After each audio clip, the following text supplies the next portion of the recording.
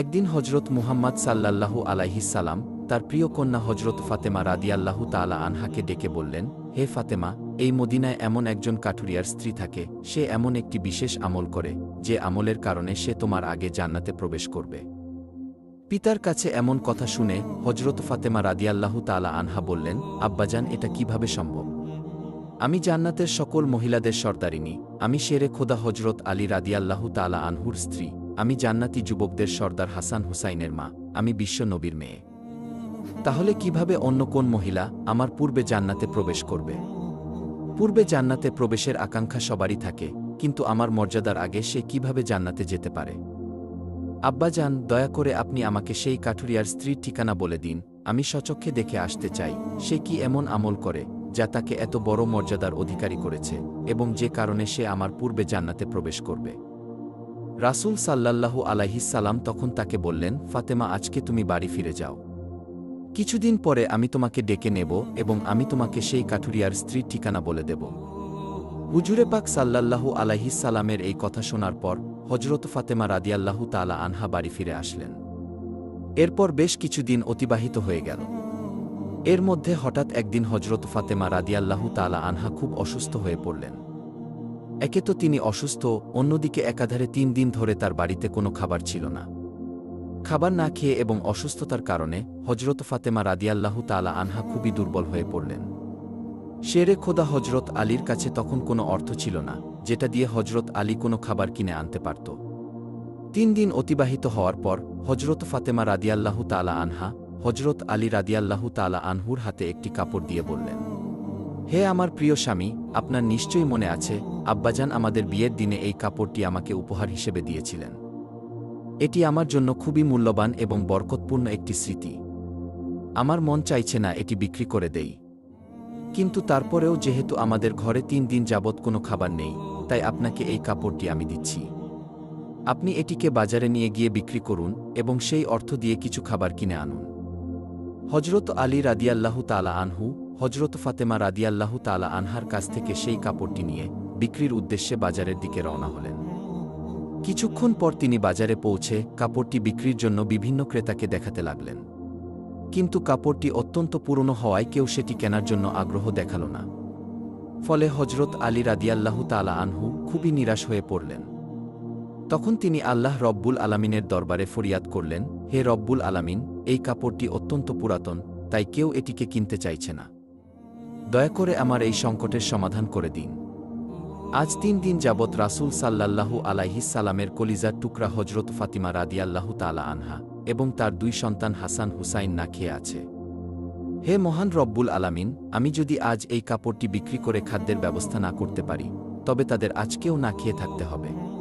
অতএব আপনি দয়া করে এমন কাউকে পাঠান যে এই কাপড়টি কিনবে, যাতে আমি খাবার নিয়ে তাদের কাছে ফিরতে পারি। শেরে খোদা হজরত আলী রাদিয়াল্লাহু তাআলা আনহুর এই দোয়ার পরে একজন ক্রেতা তার নিকটে আগমন করল এবং সে তাকে প্রশ্ন করল, আলী, তুমি কি এই কাপড়টি বিক্রি করতে চাও? হজরত আলী রাদিয়াল্লাহু তাআলা আনহু বললেন, জনাব, আমি তো এই কাপড়টি বিক্রি করার জন্যই বাজারে নিয়ে এসেছি। তখন ক্রেতা বলল, কি পরিমাণ অর্থ দিলে তুমি এই কাপড়টি বিক্রি করবে? শেরে খোদা হজরত আলী রাদিয়াল্লাহু জানতেন এই কাপড়টি অত্যন্ত পুরাতন। এর মূল্য সর্বোচ্চ ১ দিরহাম কিংবা ২ দিরহাম হতে পারে। তাই তিনি কোনো দাম না চেয়ে বললেন, জনাব, আপনার যা মর্জি তাই প্রদান করুন, আমি নিজ থেকে এই কাপড়টির কোনো দাম চাচ্ছি না। তখন সেই ক্রেতা বলল, আমি ৬ দিরহাম দিয়ে এই কাপড়টি ক্রয় করতে চাই, তুমি কি বিক্রি করতে রাজি আছো? হজরত আলী রাদিয়াল্লাহু তাআলা আনহু খুশি মনে রাজি হয়ে গেলেন এবং বললেন, জনাব, আপনি আমাকে ৬ দিরহাম দিয়ে এই কাপড়টি ক্রয় করতে পারেন। এরপর ক্রেতা হজরত আলী রাদিয়াল্লাহু তাআলা আনহুকে ৬ দিরহাম দিলেন এবং হজরত আলী রাদিয়াল্লাহু তাআলা আনহু তাকে সেই কাপড়টি হস্তান্তর করলেন।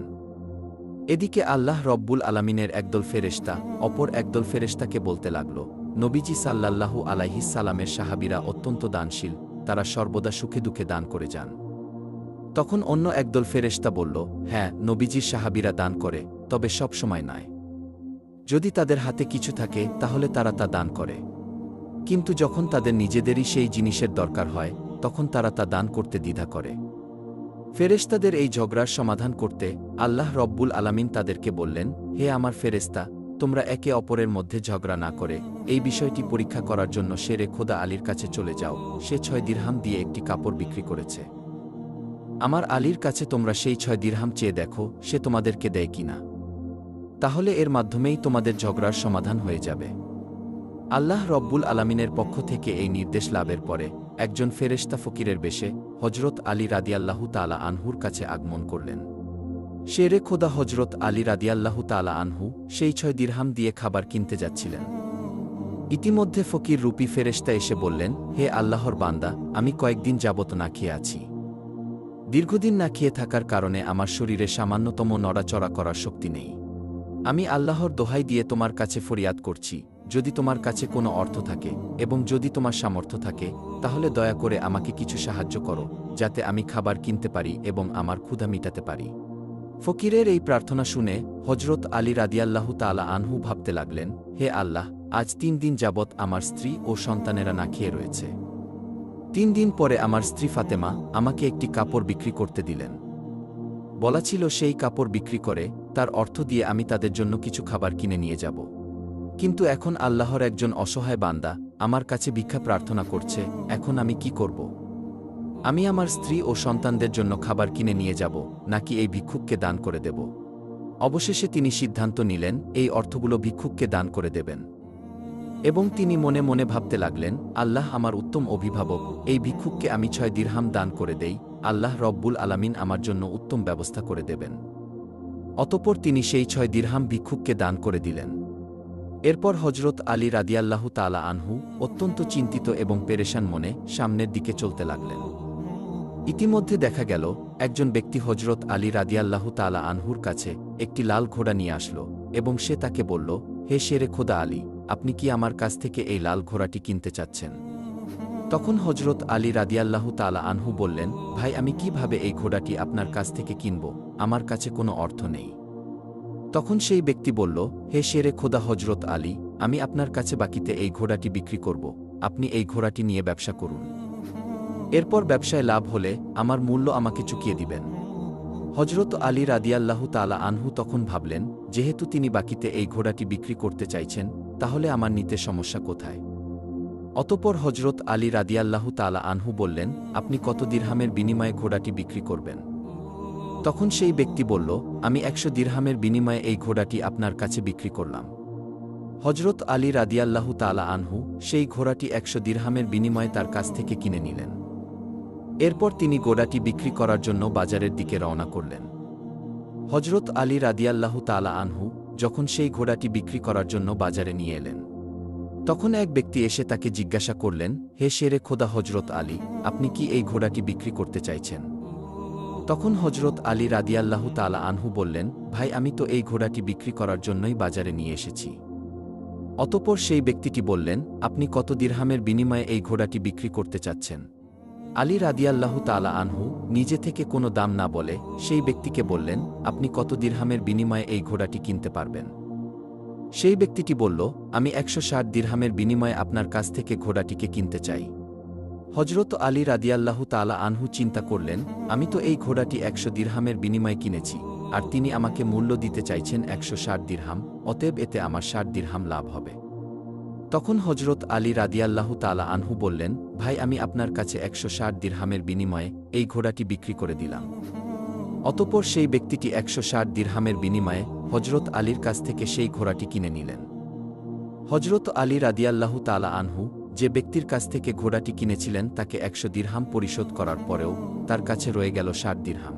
তিনি 6 দিরহাম আল্লাহর রাস্তায় দান করেছিলেন। আল্লাহ রব্বুল আলামিন তার বিনিময়ে তাকে 10 গুণ বৃদ্ধি করে 60 দিরহাম ফেরত দিলেন। অতঃপর সেই 60 দিরহামের বিনিময়ে শেরে খোদা হজরত আলী রাদিয়াল্লাহু তাআলা আনহু বিপুল পরিমাণ খাদ্য কিনে বাড়ির পথে রওনা হলেন। যখন তিনি বিপুল পরিমাণে খাদ্য কিনে বাড়িতে ফিরে আসলেন, তখন হজরত ফাতেমা রাদিয়াল্লাহু তাআলা আনহা তাকে বললেন, হে আলী, আমি তোমাকে যে কাপড় বিক্রি করতে বলেছিলাম সেই কাপড়ের মূল্য দিয়ে তো এত পরিমাণ খাবার কেনা সম্ভব না।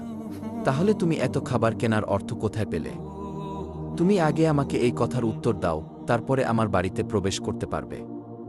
হজরত আলী রাদিয়াল্লাহু তাআলা আনহু বললেন, ফাতেমা, আগে আমি বাড়িতে প্রবেশ করি, তারপরে না হয় আমি তোমাকে প্রকৃত ঘটনা খুলে বলব।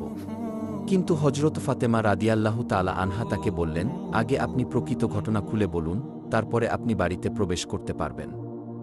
শেরে খোদা হজরত আলী রাদিয়াল্লাহু তাআলা আনহু বললেন, ফাতেমা তুমি ভালো করেই জানো, তোমার স্বামী হজরত আলী কোনো দিনই কোনোভাবেই অবৈধ অর্থ উপার্জন করতে পারে না। আমি যে পন্থায় এই অর্থগুলো উপার্জন করেছি তা সম্পূর্ণ বৈধ একটি পন্থা। অতএব এই ব্যাপারে তোমার সন্দেহ করার কোনো কারণ নেই। কিন্তু হজরত ফাতেমা রাদিয়াল্লাহু তাআলা আনহা হজরত আলী রাদিয়াল্লাহু তাআলা আনহুর এই কথাগুলো তেমনভাবে বুঝতে চাইছিলেন না। হজরত আলী এবং হজরত ফাতেমার মাঝে এই ঘটনা ঘটার কিছুদিন পর রাসূলে পাক সাল্লাল্লাহু আলাইহিস সালাম হজরত ফাতেমা রাদিয়াল্লাহু তাআলা আনহাকে তার দরবারে ডাক দিলেন। অতঃপর তিনি তাকে বললেন, হে ফাতেমা তোমার কি মনে আছে, আমি কিছুদিন পূর্বে তোমাকে বলেছিলাম একজন কাঠুরিয়ার স্ত্রী তোমার পূর্বে জান্নাতে প্রবেশ করবে। তখন ফাতেমা রাদিয়াল্লাহু তাআলা আনহা বললেন, আব্বাজান অবশ্যই আমার মনে আছে এবং আমি সেই কাঠুরিয়ার স্ত্রীর সঙ্গে সাক্ষাৎ করার জন্য অধীর আগ্রহে ব্যাকুল হয়ে আছি। দয়া করে আপনি আমাকে তার ঠিকানা বলুন, আমি দেখে আসতে চাই কোন আমলের কারণে কাঠুরিয়ার স্ত্রী আমার পূর্বে জান্নাতে প্রবেশ করবে। তখন হজরত মুহাম্মদ সাল্লাল্লাহু আলাইহিস সালাম তাকে বললেন, হে ফাতেমা, কোনো এক নির্জন জঙ্গলের মাঝে সেই কাঠুরিয়া ও তার স্ত্রী বসবাস করে, তুমি যাও তার সঙ্গে সাক্ষাৎ করে এসো। রাসূল সাল্লাল্লাহু আলাইহিস সালামের কাছ থেকে কাঠুরিয়ার স্ত্রীর ঠিকানা পেয়ে হজরত ফাতেমা রাদিয়াল্লাহু তাআলা আনহা তার সাথে সাক্ষাৎ করার জন্য রওনা হলেন। হজরত ফাতেমা রাদিয়াল্লাহু তাআলা আনহা যখন কাঠুরিয়ার বাড়িতে এসে পৌঁছালেন, তখন তিনি সালাম দিয়ে বললেন, বাড়িতে কেউ আছেন? আমি নবীর মেয়ে হজরত ফাতেমা বলছি। আমি কি বাড়ির ভিতরে আসতে পারি? তখন বাড়ির ভিতর থেকে আওয়াজ আসলো, আমি পরম সৌভাগ্যবান, আমার বাড়িতে নবীর মেয়ে হজরত ফাতেমা আগমন করেছেন। হে আল্লাহর নবীর মেয়ে ফাতেমা, আপনি বলুন কেন আমার বাড়িতে আগমন করেছেন? তখন হজরত ফাতেমা রাদিয়াল্লাহু তাআলা আনহা বললেন, আমি আপনার সাথে দেখা করতে চাই, দয়া করে আমাকে ভিতরে আসতে দিন। তখন কাঠুরিয়ার স্ত্রী বলল, হে আল্লাহর নবীর মেয়ে, হে জান্নাতের সর্দারিনী, আপনার সাথে দেখা করার একান্ত ইচ্ছা এবং আগ্রহ আমার মনেও রয়েছে, কিন্তু তারপরেও আমি আপনাকে ঘরে আসার অনুমতি দিতে পারি না। কেননা এটি আমার স্বামীর ঘর, আর আমি আমার স্বামীকে না বলে কোনো মানুষকে ঘরে ঢোকার অনুমতি দিতে পারি না। দয়া করে আপনি আগামীকালকে আসবেন, আমি আমার স্বামীর কাছ থেকে আপনার ব্যাপারে অনুমতি নিয়ে রাখব। যদি আমার স্বামী অনুমতি দান করেন, তবে কেবল আপনাকে ঘরে প্রবেশ করার অনুমতি দিতে পারি। কাঠুরিয়ার স্ত্রীর কাছ থেকে এই কথা শোনার পরে হজরত ফাতেমা রাদিয়াল্লাহু তাআলা আনহা বাড়িতে ফিরে গেলেন।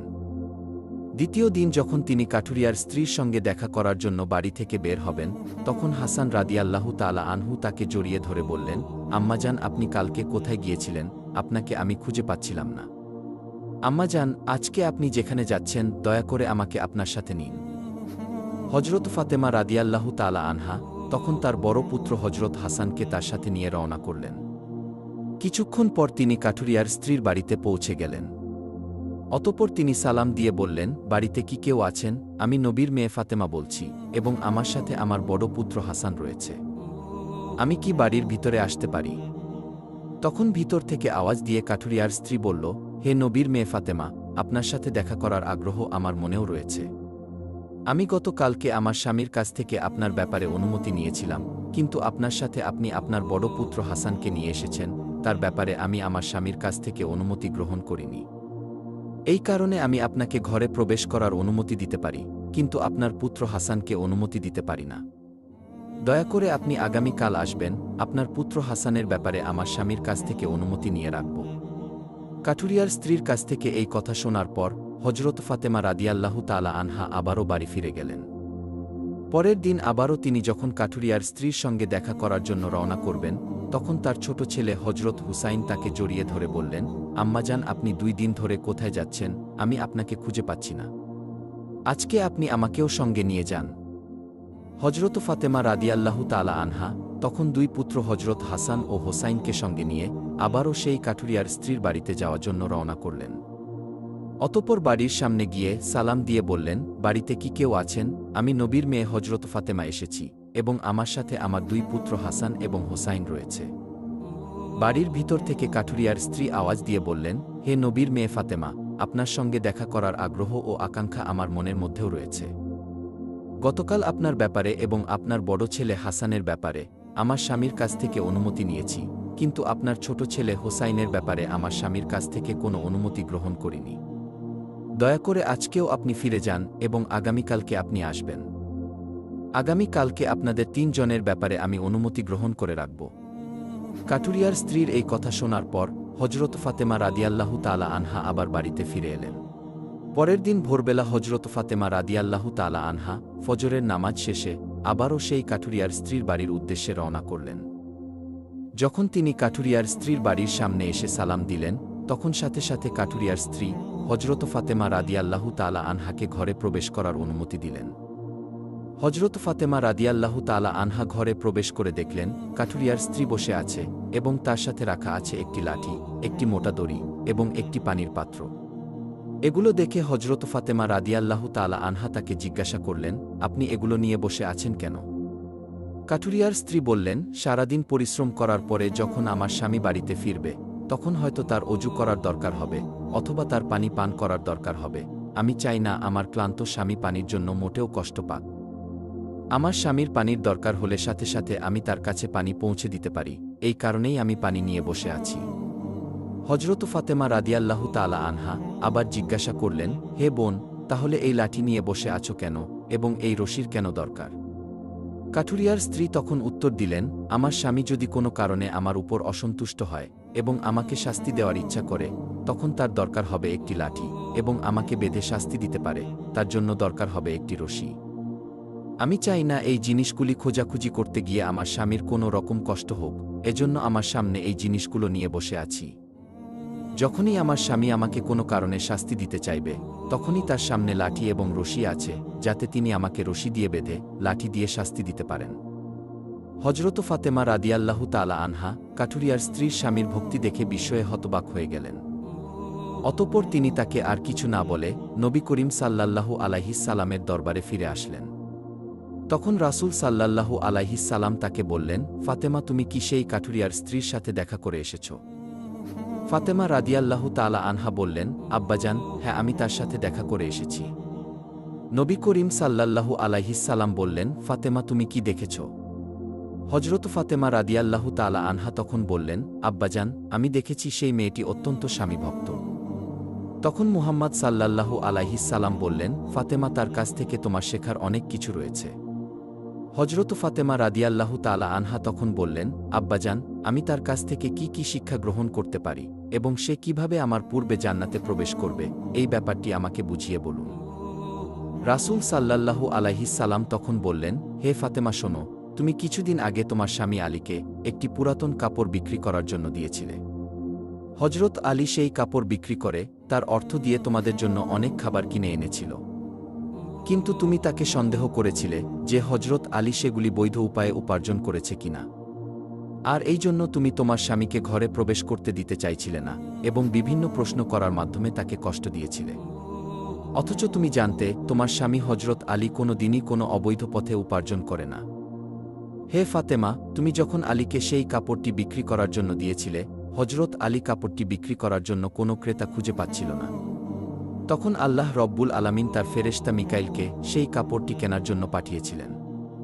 আল্লাহর ফেরেশতা মিকাইল সেই কাপড়টি আলীর কাছ থেকে 6 দিরহামের বিনিময়ে কিনেছিলেন। অতঃপর সে চিন্তিত অবস্থায় বাড়িতে ফিরে আসছিল, এমন সময় ফেরেশতা জিব্রাইল তার কাছে একটি লাল ঘোড়া নিয়ে আসে এবং হজরত আলীর কাছে 100 দিরহামের বিনিময়ে বাকিতে বিক্রি করে। হজরত আলী যখন সেই ঘোড়াটি নিয়ে বাজারে যায়, তখন ইসরাফিল ফেরেশতা হজরত আলীর কাছ থেকে সেই ঘোড়াটি 160 দিরহামের বিনিময়ে ক্রয় করে। আল্লাহ রব্বুল আলামিন 6 দিরহাম দানের বিনিময়ে হজরত আলীকে 10 গুণ বৃদ্ধি করে 60 দিরহাম ফিরিয়ে দেয় এবং সেই অর্থ দিয়েই হজরত আলী তোমাদের জন্য বিপুল পরিমাণ খাবার কিনে এনেছিল।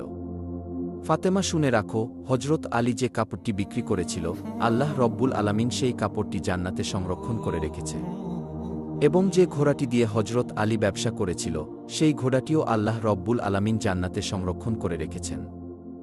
কাল কিয়ামতের দিন তুমি যখন জান্নাতে প্রবেশ করবে, তখন তুমি সেই ঘোড়ার উপরে থাকবে এবং সেই কাপড়টি হবে ঘোড়ার লাগাম। ঘোড়ার লাগামটি ধরে থাকবে ওই কাঠুরিয়ার স্ত্রী, আর এই কারণেই কাঠুরিয়ার স্ত্রী তোমার আগে জান্নাতে প্রবেশ করবে এবং তুমি তারপরে জান্নাতে প্রবেশ করবে। কাঠুরিয়ার স্ত্রীর অতুলনীয় স্বামী ভক্তিই হল তার এই মর্যাদা প্রাপ্তির একমাত্র কারণ। প্রিয় বন্ধুরা, এই ছিল হজরত ফাতেমা ও কাঠুরিয়ার স্ত্রীর কাহিনী। আল্লাহ রব্বুল আলামিন এই কাহিনী থেকে আমাদেরকে শিক্ষা লাভ করার তৌফিক দান করুন।